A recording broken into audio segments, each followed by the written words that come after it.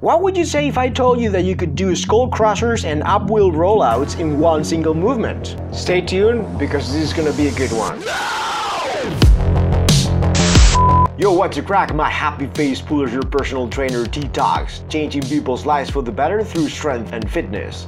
If you've been following this channel for a while, you must have noticed that I'm a huge fan of combining weight training and calisthenics. There are certain aspects about close kinetic exercises that I really like, especially body awareness in space and the fact that they are very core intensive. Today I'm going to share with you my version of a well-known exercise in the calisthenics world. Triceps extensions with gymnastic rings.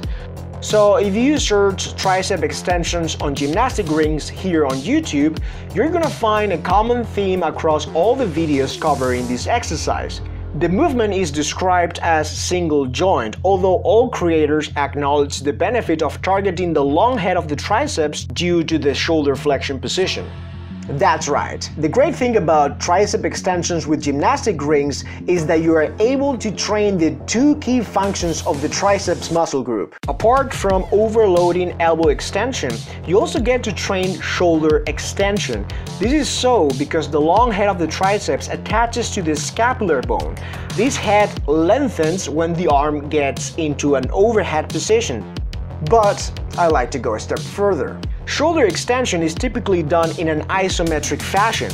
This semi-overhead position is maintained throughout the set, and only elbow extension is done dynamically.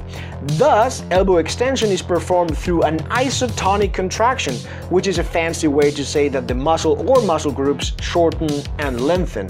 The ring exercise I'd like to share with you today is essentially a multi-joint movement, as both shoulder and elbow extension displayed concentric as well as eccentric phases. The first part of the movement is exactly the same as the traditional extensions on rings.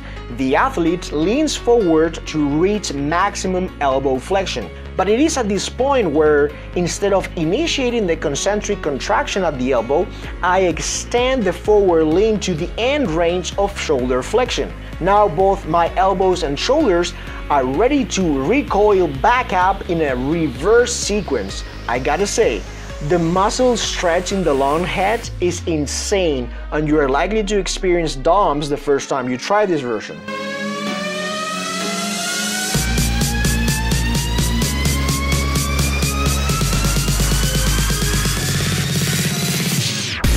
When performing this bodyweight version of tricep extensions, you want to pay attention to the following cues. 1. Do not unload the exercise by shifting back your feet. Try to stand on your toes the whole time so that tension remains constant throughout the set. 2. Keep your core locked in a hollow position. Your body is going to shift back and forth, but the only dynamic parts in this movement are your arms. Do not flex your hips in the concentric phase. 3. Lock out your triceps forcefully at the top. Squeeze the heck out of them in the last and final part of the repetition. When it comes to adjusting the intensity of the exercise, it's all about leverages. You could either move your feet closer or further to the rings if you are in an open space, but here I'm showing you the other way you can go about it. There is a wall right behind me, so that means I need to tinker with the rings to find the height I want. The higher the rings, the easier. The lower, the higher the percentage of my own body weight I need to move, thus making the tricep extensions much more challenging. A word of caution, please do not go all the way through the first time you give this exercise a go. I would encourage you to incrementally flex at the shoulder while you're getting accustomed to this heightened muscular stretch. Some of you might lack the mobility to do it, so if you experience any pain, just go back to the classic variant, which is also going to deliver superb results when it comes to triceps development. An alternative path you can use to expose your shoulders to the increased demand in mobility is through external weights. Pick a set of rather light dumbbells to perform skull crushers, but make sure to replicate the same joint dynamic than the one that happens with the rings.